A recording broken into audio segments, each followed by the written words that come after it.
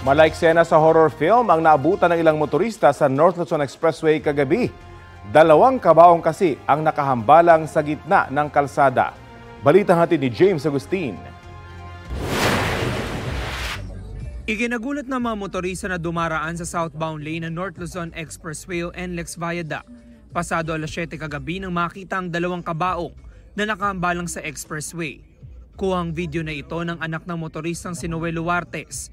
Ilang metro lang ang layo sa Pulilan exit. Pauwi na raw sila sa Pulilan galing sa Pampanga. Nagbe-break na yung mga sasakyan tapos po tinitingnan namin bakit ba.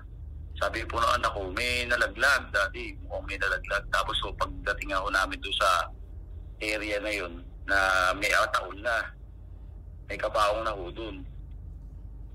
Binidyohan na ho ng anak ko. Ang mga kabaong nalaglag pala mula sa isang closed van. Galing daw mga ito sa Pampanga at i-deliver sana sa Marikina.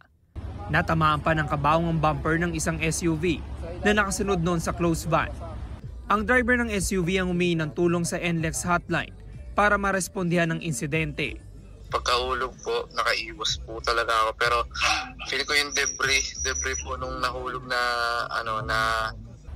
kabaong, tumama rin sa grill ko kaya po siya nasira.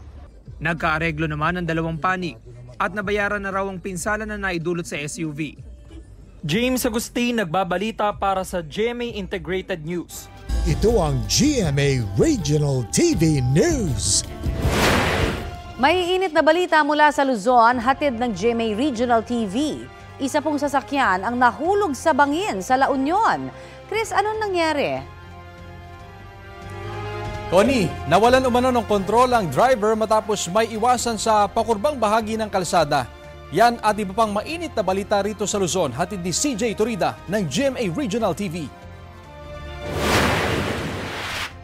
Normal ang takbo ng mga sasakyang dumadaan sa Baguio na Gillian Road na sakop ng La Union. Maya-maya, biglang kumanan ang isang AUV at nagtuloy-tuloy na mahulog sa bangin.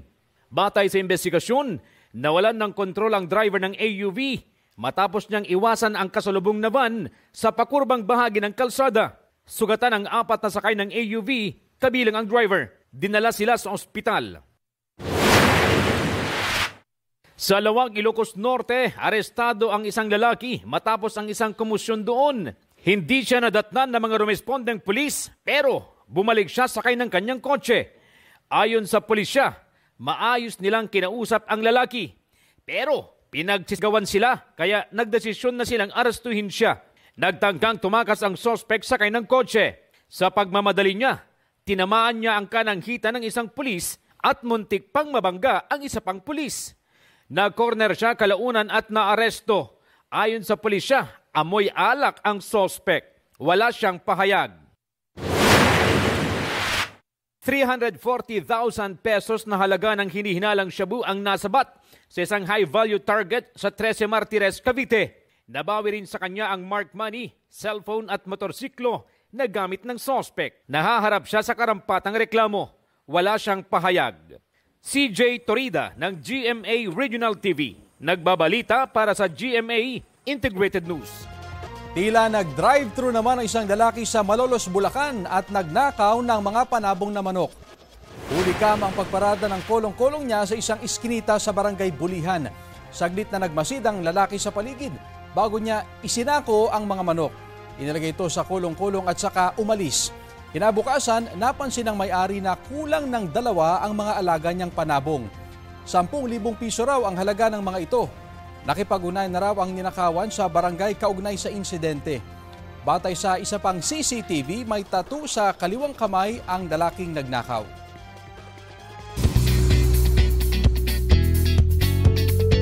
Mga mare at pare, ibinahagi ni Ultimate Star Jeneline Mercado ang greatest life lesson sa last 20 years. Kasabay yan ng muli niyang pagpirma sa kanyang home network, ang GMA.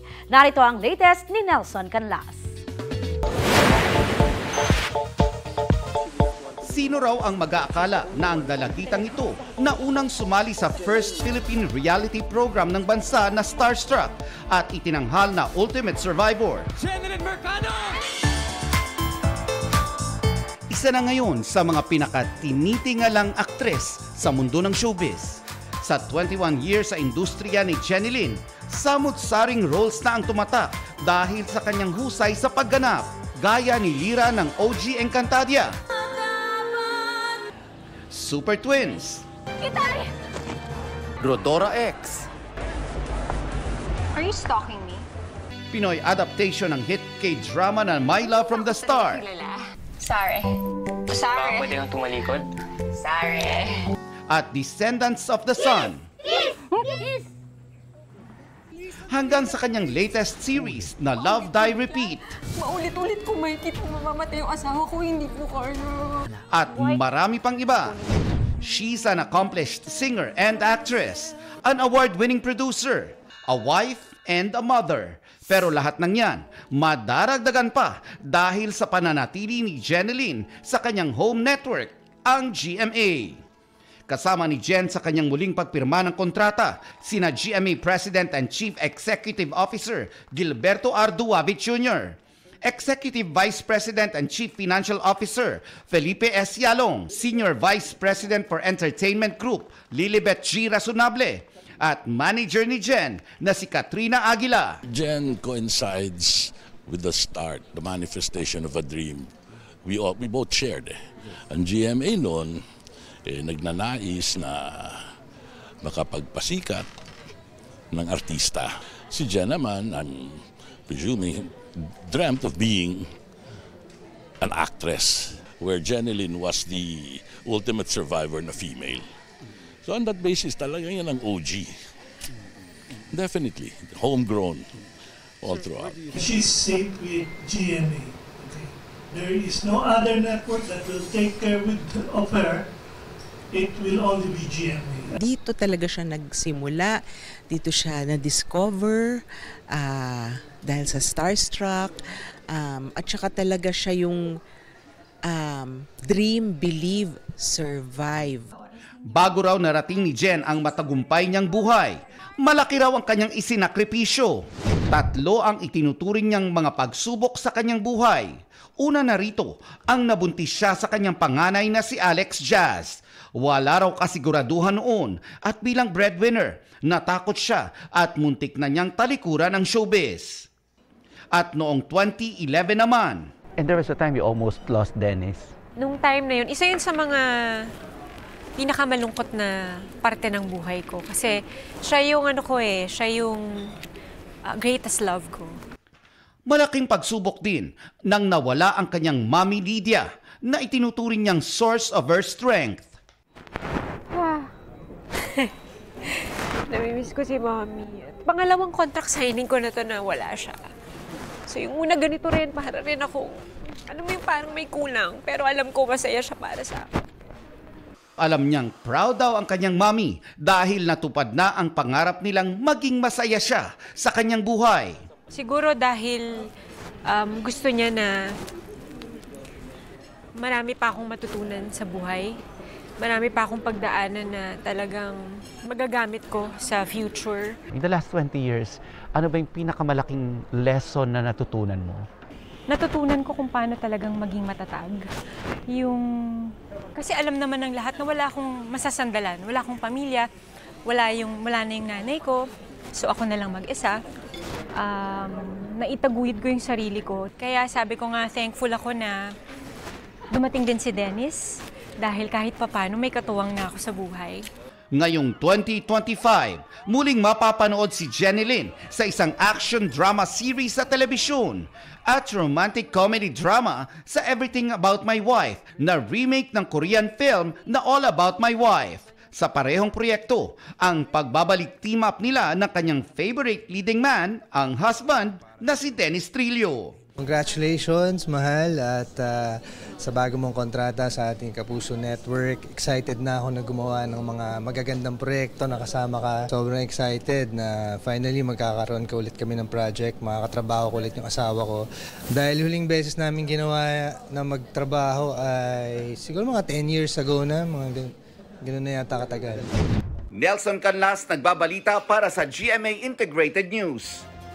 Sa ibang balita, cited in contempt muli ng House Quad Committee si Police Colonel Hector Grijaldo. Ayaw niya kasing sagutin kung totoong pinilit siyang kumpirmahin na may reward system sa war on drugs noong administrasyong Duterte. Dahil dyan, ipinakulong siya sa Quezon City Police District Station 6. Sa pagdinig ng Senate Blue Ribbon Subcommittee noong October 28, 2024, sinabi ni Grijaldo na sina House Quadcom co-chairman Dan Fernandez at Benny Abante ang nag-utos umano sa kanya na gawin ito. Dati na itong itinanggi ng dalawang kongresista. Mula noong December 14, nakadetain na sa Kamara si Grijaldo dahil sa paulit-ulit niyang hindi pagsipot sa Quadcom hearings. Pabor ang Department of Foreign Affairs sa isinusulong ng muling pagpapatupad ng deployment ban ng mga Pilipino sa Kuwait. Anila, dapat ting dagdagan pa ang mga pulisiyang poprotekta sa mga OFW. Narito po ang aking report.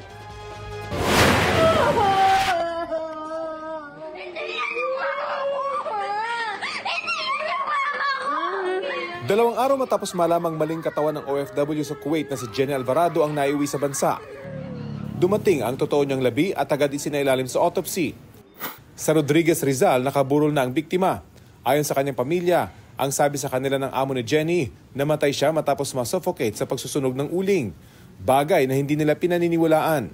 Para sa kanila, may foul play sa insidente dahil puno raw ng pasa ang kanyang labi. Sa Senate hearing, ikinuwento ng mga kaanak ni Jenny ang mga pang-aabusong naranasan ng kanilang ina sa kanyang Kuwaiti employer. Nagsabi na po yung mother ko na kinukulong po siya sa mismong bahay pag umaalis po yung amo niya. Yung mga pagkain niya po, like pinapagalitan na po siya pag sobrang dami na pong pagkain. Imbestigahan natin DMW and OWA and the DFA yung anggulong foul play. Ayan na kinukulong, hinihipuan, hindi pinapakain na maayos. Titingnan po natin yung criminal aspect of the case that we will file. Taong 2018, nagpatupad ang total deployment ban sa mga OFW pa Kuwait matapos matagpuan ang bangkay ni Joanne Dimafilis sa loob ng freezer ng kanyang amo sa Kuwait. Pero nilift ito matapos magkaroon ng kasunduan sa Kuwait na dapat ay may dagdag na proteksyon sa mga OFW. Kabilang doon ang karapatan nilang itago ang kanilang mga pasaporte at mobile phone, karapatan sa pagkain, pabahay, at health insurance ng mga employer. Sa kabila nito, hindi tumigil ang mga kaso ng mga pang-aabuso. Noong 2023, natagpuan ang bangkay ni Julie Biranara sa disyerto ng Kuwait matapos umunong patayin at gahasain ng anak ng kanyang amo. Ipinag-utos na muling pag-aralan ang bilateral labor agreement sa Kuwait.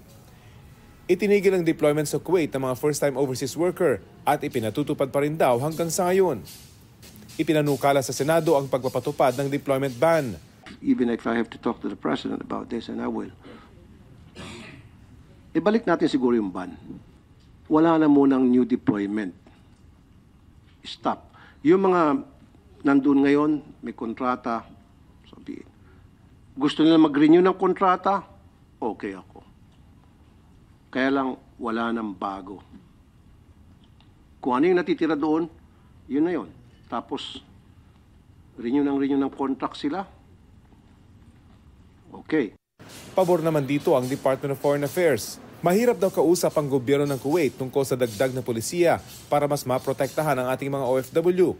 Pero pwedeng gamiting bargaining chip ang deployment ban. I believe that when you mentioned na kailangan mag-reinstate ng ban, that's one incentive for Kuwait to agree. Kung marami raw requirement at briefing para sa mga kababayan nating magtatrabaho sa Kuwait, ganun din daw dapat sa mga employer. Rafi Tima nagbabalita para sa GMA Integrated News.